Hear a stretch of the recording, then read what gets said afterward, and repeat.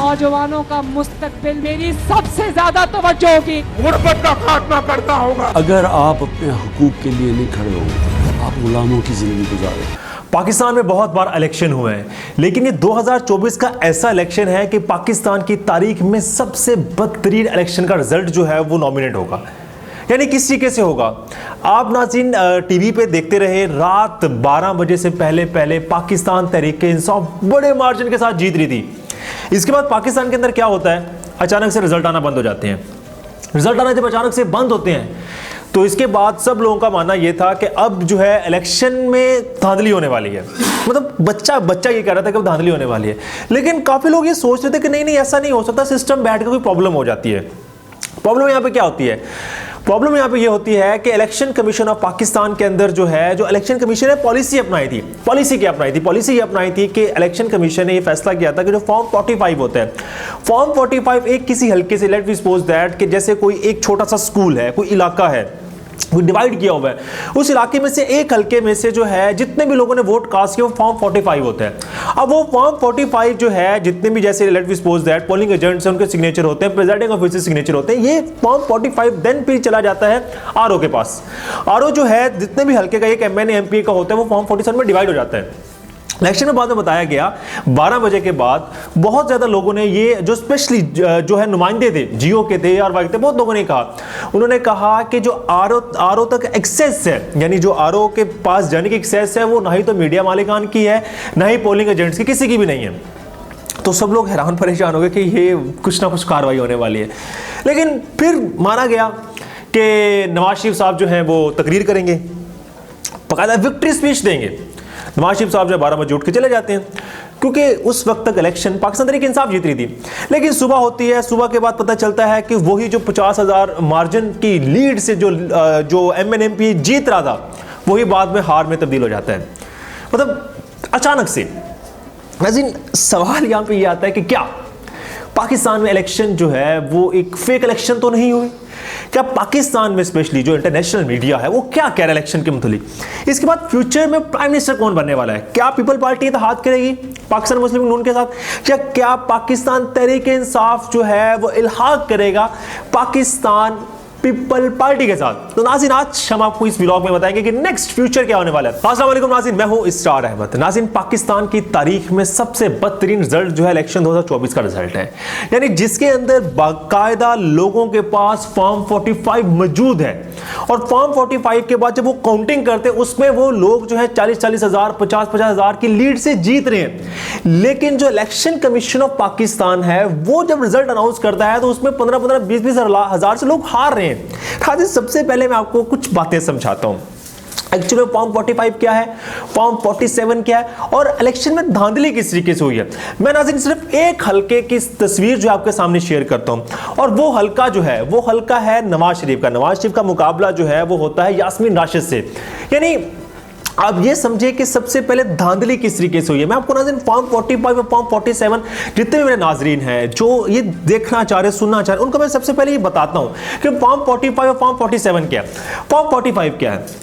Form 45 ये है कि लेट वी सपोज दैट किसी एक हल्के में कोई एक गांव है, मान लिया कि कोई गांव है 244 WB है, उस गांव में जितने लोगों ने वोट कास्ट किया है वो एक प्रॉपर जो है फॉर्म 45 बनता है, एक पेज का फॉर्म होता है। इस एक पेज जो फॉर्म है ये फॉर्म कलेक्ट होके जाता है आरओ के पास। यानी जैसे एक हल्के के अंदर जो है 200 पोलिंग स्टेशन बने हैं, और 200 के 200 पोलिंग स्टेशन का फॉर्म 45 कलेक्ट होता है आरओ के पास, और आरओ जो है वो सिग्नेचर करता है कि इतने लोगों की कलेक्ट हुई है और ये बंदा जो है एमएनए एमपी बन गया। ये एक्चुअली में फॉर्म 45 और फॉर्म 47 की कहानी है। लेकिन नाज़रीन धांधली क्या हुई है? मैं नवाज शरीफ वाले हल्के की आपको बात बता रहा था कि जो नवाज शरीफ वाला हल्का है उसकी क्या कहानी हुई है। नाज़रीन सबसे पहले मैं आपको कहानी बताता हूं कि नाज़रीन एक मेरे पास फॉर्म 45 है जिसमें लिखा हुआ है 224 अब्दाली ग्रामर स्कूल जो है लाहौर का तकरीबन है। इसमें नाज़रीन देखें बहुत ज़्यादा कैंडिडेट जो है वो इलेक्शन लड़ते हैं, जैसे पाकिस्तान मुस्लिम लीग नून है, पीटीआई है, आज़ाद है, बहुत ज़्यादा लोग जो एक हल्के से इलेक्शन लड़ते हैं। एक शख्स है जिसका नाम मैं यहाँ पे बता देता हूँ, इकबाल अहमद खान। आप स्क्रीन पे सर्कल भी देख रहे होंगे। इकबाल अहमद खान जो है, जो फॉर्म 45 के जो है तहत जो है इलेक्शंस पे 4 वोट कास्ट होते हैं, ये फॉर्म 45 है इकबाल अहमद खान का। इसके बाद वही इकबाल अहमद खान है, पाकिस्तान पीपल्स पार्टी के जो पार्लियामेंटेरियंस हैं, जब आपके सामने एक और फॉर्म आता है जो इलेक्शन कमीशन ऑफ पाकिस्तान के थ्रू आता है, वहां पे वोट कास्ट होता है 0। कॉमन सेंस वाली बात है, जो फॉर्म 45 है वहां पे 4 वोट कास्ट है। लेकिन जब result election commission of Pakistan के थ्रू जब पेश आता है, ये इमरान रियाज ने अपलोड किया था, उसमें देखा गया, बताया गया कि ये जो फॉर्म है ये 0 है। मतलब समझ नहीं आता। पहली बात, एक चीज समझ नहीं आती, अगर इसी के तहत देखा जाए तो इसमें जो सबसे ज्यादा वोट जो है वो 3 पार्टी के हैं, पाकिस्तान मुस्लिम नून है, तहरीक इंसाफ है और पाकिस्तान मरकजी मुस्लिम लीग है। अच्छा, बाकी जितनी भी पार्टीज हैं, क्या एक शख्स है, मान लिया कि इसरार अहमद जो है जिस हल्के में लड़ रहा है, क्या वो उस हल्के में अपना वोट कास्ट नहीं करेगा? क्या उसने कोई पोलिंग एजेंट अपना नहीं किया होगा? क्या उसके खानदान में कोई ऐसा बंदा नहीं था जिसने एक वोट भी ना दिया हो? मतलब एक सोचने समझने वाली बात है कि किसी शख्स ने एक वोट भी नहीं दिया। बड़ी हैरानगी की बात है कि हाउ इट्स पॉसिबल, ये कैसे मुमकिन है? ये धांधली नहीं है, बहुत बड़ा धांधला साबित हो रहा है कि सब लोग कह रहे हैं। वो एक मंसूर जो है, पाकिस्तान के जो है मीडिया के अंदर जो एंकर, उन्होंने बड़ी कमाल की बात की। उन्होंने कहा कि अगर आपको इस पार्टी से एतराज है, पाकिस्तान तहरीक इंसाफ से, तो आप इस पार्टी को बैन कर दें, इस पार्टी को खत्म कर दें। लेकिन यहां पे सवाल ये आ रहा है कि देखिए, अब कॉमन सेंस वाली बात है कि एक शख्स को वोट मिल रहा है और दूसरे शख्स को वोट मिल नहीं रहा। यहां पे कहानी जो है बड़ी डिफरेंट हो जाती है। इस बार नाज़रीन, यहां पे जो सबसे ज्यादा मेन जो प्रॉब्लम आई थी, वो प्रॉब्लम क्या थी? वो प्रॉब्लम ये थी कि एक्चुअल में लोगों को बाकायदा जितवाया गया है। मेरा मानना ये है और मेरा तज्जिया ये है कि पाकिस्तान मुस्लिम लीग नून, पाकिस्तान पीपल पार्टी और पाकिस्तान तहरीक इंसाफ, 3 इस वक्त पाकिस्तान के अंदर सबसे बड़ी जमातें हैं। इन तीनों के पास कोई मेजॉरिटी नहीं है। इसकी वजह क्या है? अगर खुदा ना खास्ता ये लोग जो हैं वो कुछ ऐसी बात करते हैं, जब इनकी हुकूमत किसी की भी बन जाएगी तो आंख मारेंगे और वो जैसे कहते हैं पंजाबी के मांगे तांगे की हुकूमत है, साइड पे हो जाएंगे। जो भी जो है इनके साथ मैंने एमपी जो अटैच हुए पड़े होंगे, with in a few minutes जो है असेंबली टूट जाएगी। ये पाकिस्तान की एक्चुअल में कहानी है कि यहाँ पे मजबूत गवर्नमेंट होती नहीं है। अब इमरान खान की हुकूमत को उठा के देख लें, कुछ सालों में आपने देखा होगा कि इमरान खान जो है वो इसी तरीके से हराए गए हैं।